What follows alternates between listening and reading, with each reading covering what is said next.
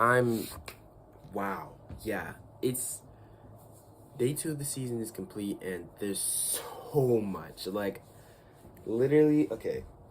We can start with the basketball, the actual basketball that went on. So much was like yesterday was amazing. Let's start off with that. Yesterday was a great way to start off the season. And I couldn't watch every game.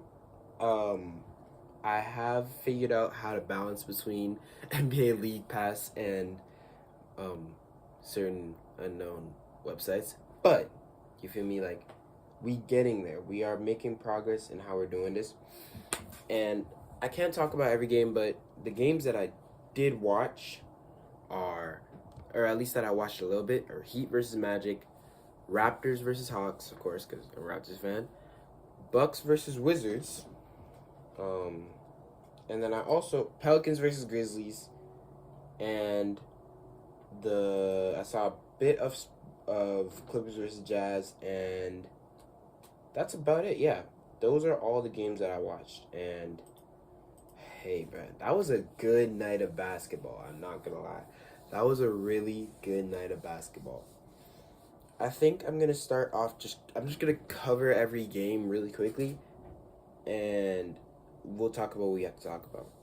The Knicks beat the Cavs, and I saw the score of this game. I tried to watch a little bit at the end, but I didn't really get much. Like the it was a close game throughout the entire game, but near the end, the Knicks pulled through. It was like they were, I think they were either tied or they were down. The Knicks just like came, just went on an insane run, and just beat the Cavs. And it's funny because the commentators were saying this: the Cavs started last year 15-0, and then this year they lost the first game of the season. And for all like fairness, they had to start Sam Merrill today because they had no Darius Garland, which that's rough. They also started Jalen Tyson. Like they have no Max Strus. They could have started Dean Wade, but they didn't. And I think that's because they need a big to come off the bench. So that makes sense. But yeah, they had Jalen Tyson and Sam Merrill starting, and that's not exactly ideal. Donovan Mitchell still had a good game, and OG Anunoby, yeah, OG Anunoby had a great game. It looks like, and I mean, this is what people suspected from the beginning of this, like from the start. The Knicks are going to be probably the best team, if not the Cavs. Like the Cavs and Knicks are both like up there, but especially with the Cavs dealing with injury this early in the season, the Knicks are probably going to be the like not guaranteed, but the best team, the top dog in the East. That's what it's looking like. We don't know yet because it's just one game, but that's what I have to say about that. Nets versus Hornets. The Hornets blew them out. The Hornets are a bad team. The Nets are the Brooklyn Nets. So, moving on. I actually do want to look at that box score. Let me take a look at it. Let me pay them some sort of attention because maybe it wasn't that bad. I mean, oh dear. Um, Nick Claxton led the Nets in scoring. Jaeger Demon had 14 in his debut, 4 for 6 from three. All of his shots are threes. Wow, 5 rebounds too. Okay, this is I might have to watch some. I might have to watch his possessions and see how he did because that's really, yeah, that was wow. Okay, and then yeah, the rest of the team was just kind of eh. MPJ was 5 for 15, and Cam Thomas only shot 9 shots. Interesting. And then on the Hornets side, Colin Knuble 11 points in his debut. Nice. Okay, Miles Bridges had a solid game. Brandon Miller dropped 25. Ryan Kalkbrenner started and had a double-double, 10 points, 11 rebounds. That's pretty nice. That is pretty nice. Maybe the Hornets, maybe this isn't a fluke. Maybe the Hornets are actually going to be a solid team. But again, it's the Brooklyn Nets. So, Heat versus Magic. Now, this is the game that I actually watched. And this is probably the game I watched the most of because I watched it from like first quarter all the way to the end basically. I might have missed a few parts of it, but I was watching this game and it was amazing, honestly. I saw a lot from both of these teams. The Heat, I think a lot of people are underrating because Tyler Hero's injured, yeah, and they lost Jimmy Butler, but they still have Bam, they still have Norman Powell, they still have Andrew Wiggins, they still have Davion Mitchell, all of those guys, especially Bam, and even especially Norman Powell. Norman Powell was almost an all-star last season. Bam has been an all-star. Andrew Wiggins has been an all-star. And Davion Mitchell is a really nice defensive point guard to lead your team. And after that, you have an amazing young core. You have Nikola Jovic, Kala Ware, Kasparis Yakushonis. I don't know if he played tonight. Yeah, I'm not sure that he played tonight. He might have been injured to start the season. But they have a really nice young core. I didn't even notice they had Simone Fontecchio. Like, and of course, Jaime Jaquez. Like, just when Tyler Hero comes back, when Kasparis is able to play, like, this team's looking pretty nice. And they put up a really good fight tonight. Norman Powell cooked. He had 28 points, 47 from the field, 50% from three. Like, people forget Norman Powell was putting up numbers last season. He also had 9 rebounds. And then Bam had a pretty good night, 15 points. Well, not the most efficient. But I saw him doing some things over. Like, he started the game really well. I saw him doing things on the offensive and the defensive end. And I was thinking, is this really going to be Bam's team? But I really saw the most from Norman Powell tonight. Norman Powell is, like, just don't forget who Norman Powell was last season. I'm telling you, man. We're going to talk about more of that. But the Miami Heat, they lost because the Magic are ultimately, I think, one of the best teams in the East this year. I mean, the fact that they had a close game against the Heat, I think it's less of a testament to how bad the Magic were, but more about how good the Heat are. But Franz with 24, Paolo with 24, Desmond Bane with 23, and then you just have the rest helping out. This is exactly what you want as a Magic fan. This is exactly what you want. You had Paolo hitting big shots in the clutch. You had Desmond Bane hitting big shots all throughout the entire game. Franz hitting some good shots. Like, Jalen Suggs making important plays on the defensive end and hitting some shots as well. He was 2 for 3 from 3. 6 for 7 overall. 6 for 7 overall. It was too, yeah. It was overall a good game. It's exactly what you want. Like, this Magic team, I'm really excited, to be honest. The Magic are probably up in my top 5. I think because I'm in NBA League Pass and I'm on the West Coast, so most of the games I can watch are on the East Coast because the West Coast ones would be streamed nationally here. But, so yeah, basically what I'm saying is the teams I'm really excited to watch are of course, the Raptors, because they're my favorite team, but I just have to use other methods for that.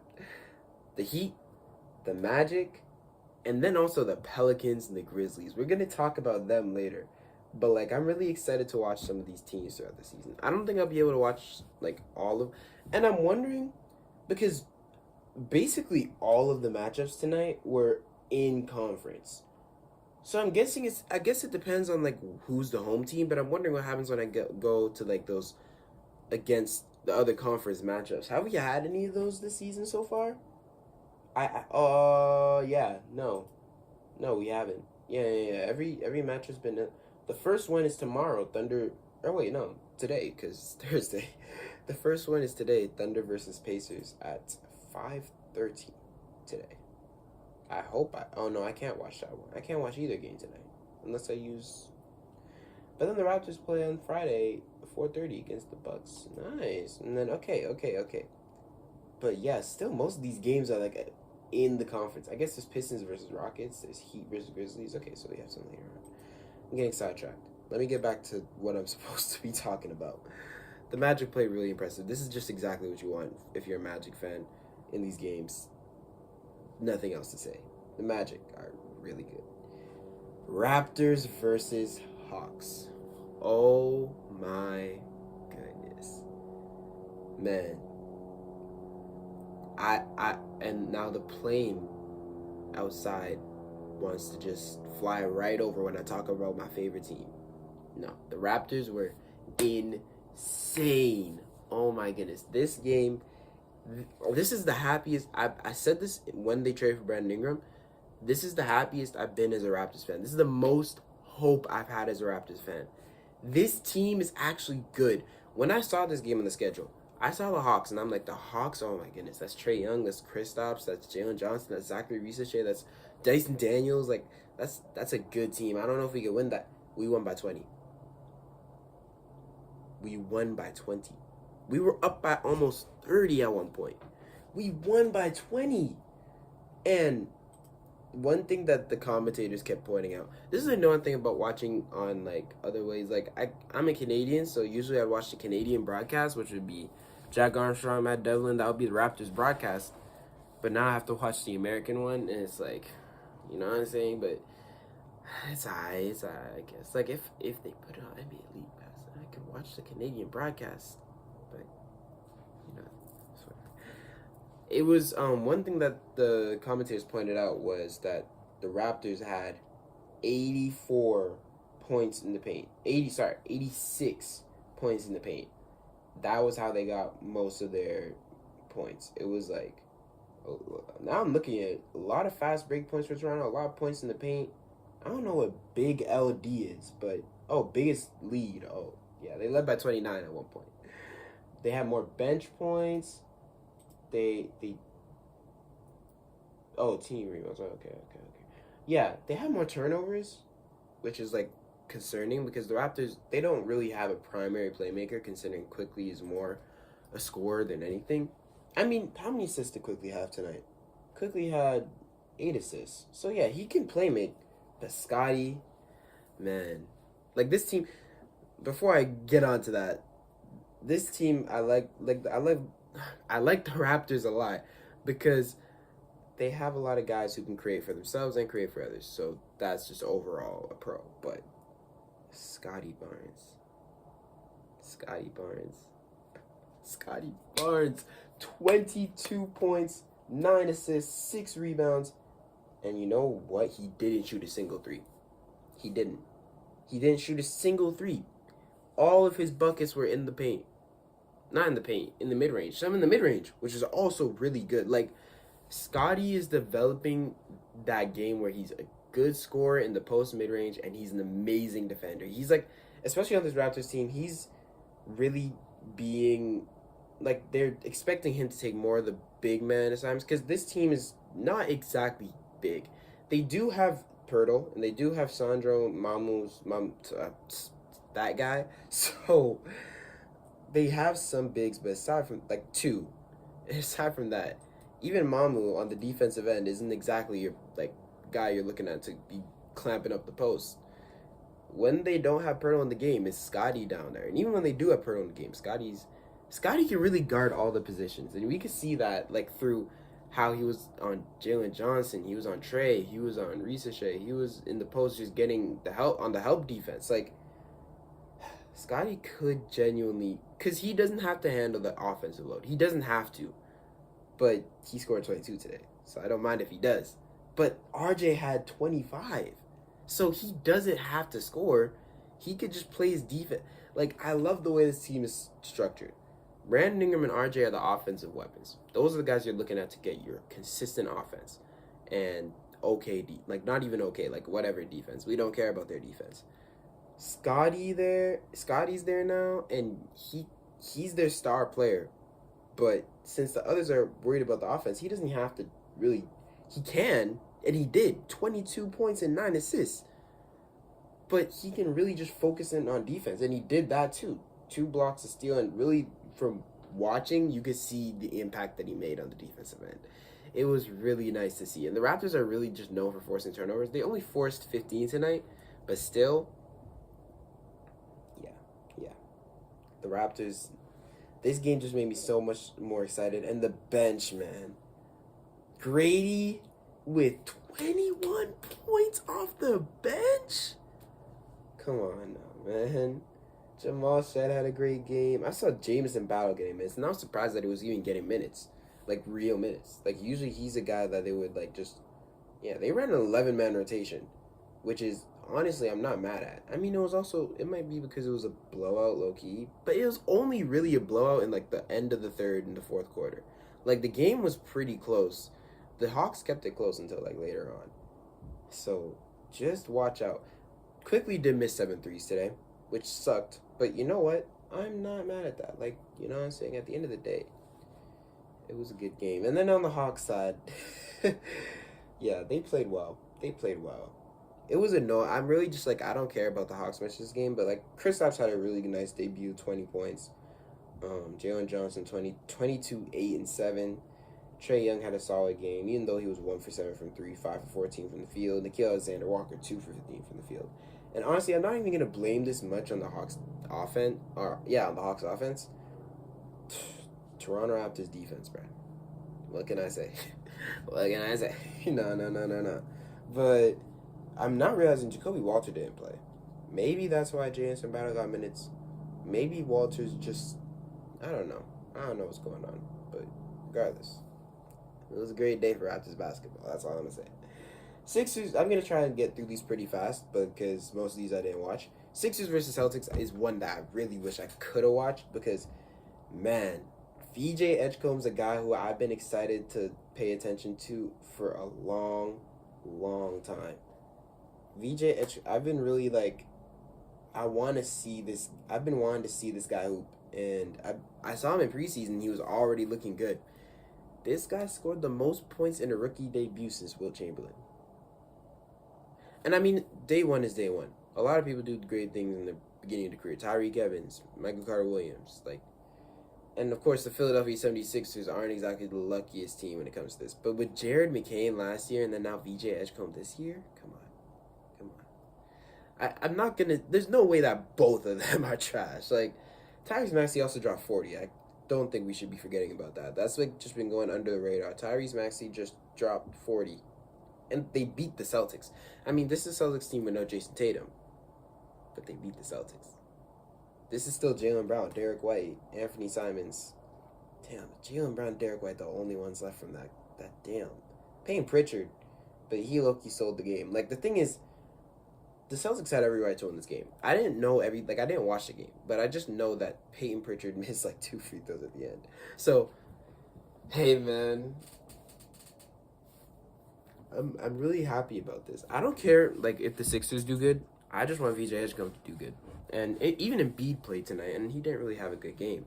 But I think I was gonna mention something about Embiid's plus minus was a negative 16. He had 4 points, 1 for 9 from the field, 0 for 4 from 3, 20 minutes, 6 rebounds, but negative 16. Yeesh. Yeah, that's not very good, man. But hey, it was a good game overall for the 76ers because Tyrese and VJ. And the thing is, you also could look at it as Tyrese and VJ had 2 really amazing. VJ probably literally had the best game of his career. And Tyrese had 40, and you still won even without a Joel Embiid performance, you know? The team stepped up. Even Quentin Grimes had a solid game, not to mention some points. But yeah, and plus minus of 18. Yeah, so overall, this was a great game. I didn't watch it. It was a great game. Let me see what happened on Wednesday? Guys, why did you switch me over? Pistons versus Bulls. The Bulls refused to be bad. That's my takeaway of this game. I didn't watch it. I actually, this is the game I've been the least involved in. I just know Montas had a great game, Giddey had a great game, and Vucevic dropped 28 and 14. The Bulls refused to be bad. And, I mean, it might be a, warning sign that the Pistons had a bad game. I mean, Cade had 23, 7 and 10. But the Pistons lost to the Bulls. The Bulls aren't exactly a great team that you want to lose to, so not much else to say about that game. Pistons got it. Won't be 27-game losing streak again, right? Anyways, Pelicans versus Grizzlies. Woo! Yeah, the Pelicans, the Grizzlies, bruh. This was a good game. This was one of the games that I'm really glad they scheduled. Because, looking at some of these games, the best ones that they scheduled, really, Knicks versus Cavs was a really smart one. Heat versus Magic was smart. Sixers versus Celtics was smart. And this one was smart.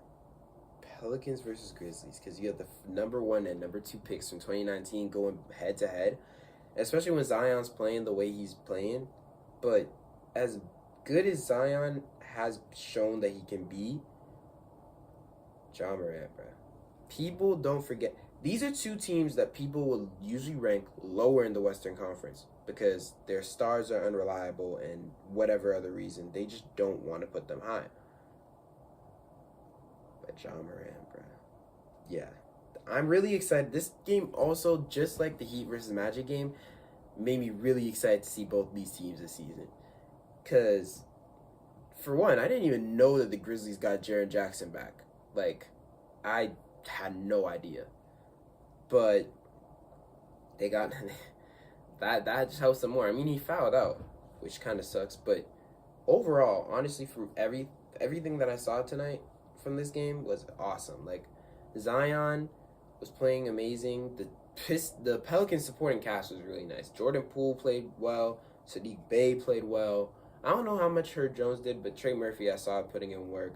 Yves Misty didn't really have the greatest game, but Jeremiah Fears dropped 17 off the bench. Like, there's so much on this Pelicans team, so much on their young core, and I feel like people are forgetting how much they really have, especially with Zion as like the leader of all that, and you have a really solid team built. I mean, is it really built for Zion? I'm not too sure, but I think you have to have a mix of guys who can work with Zion and the guys who can take pressure off Zion. I think Jordan Poole, Trey Murphy, Sadiq Bey, Yves Misty even Yves Misty, I know that like some lineups with him don't really work out well with Zion, but still, I think those are some great guys on the team to have with Zion.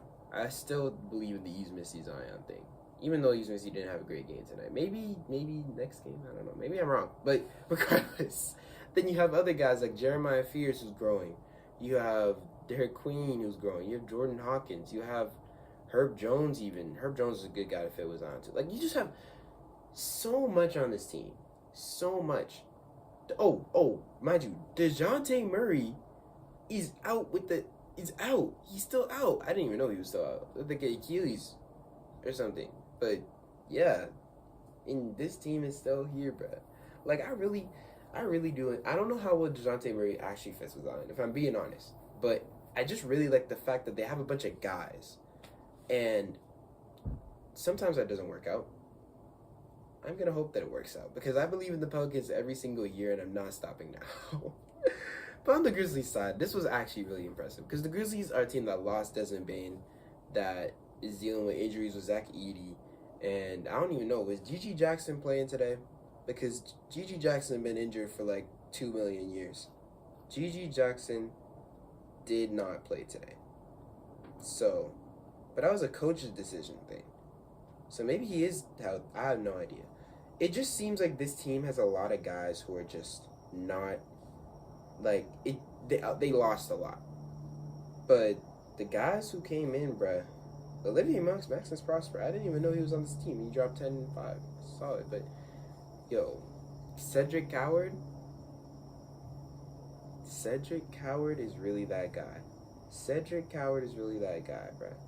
Cedric Coward, I think, is the perfect guy that the Grizzlies could have drafted. Because Cedric Coward is a guy, he's one of the guys I looked at in the draft who was less a potential pick. He was more, he can produce right now. Like, even VJ Edgecombe is a potential pick, and he dropped 34 in his NBA debut. But he's a potential pick. Cedric Coward's a guy who I'm like, he's ready. Just put him on a contending team, and he can be a solid piece. He didn't miss. He was 5 for 5, 4 for 4 from the free throw line, 14 points. The Grizzlies are really nice. Kentavious Caldwell-Pope also was here, and he didn't shoot the best, but hey, he's here. I think he's a solid piece to have in there, even just as a mentor to the young guys, because this is a really young team when you really look at it. But yeah, Santi Aldama had a really clutch block at the end of the game, you know, when he came in for Jaren Jackson and Jock Landale. Jock Landale and Jaren Jackson both fouled out. That's one thing I am actually confused about, but I feel like that should be a separate video. Because there's so much going on. I think I'm going to make that video for tomorrow because, like, there's a few things I do want to talk about that I've been seeing, like a few trends recently.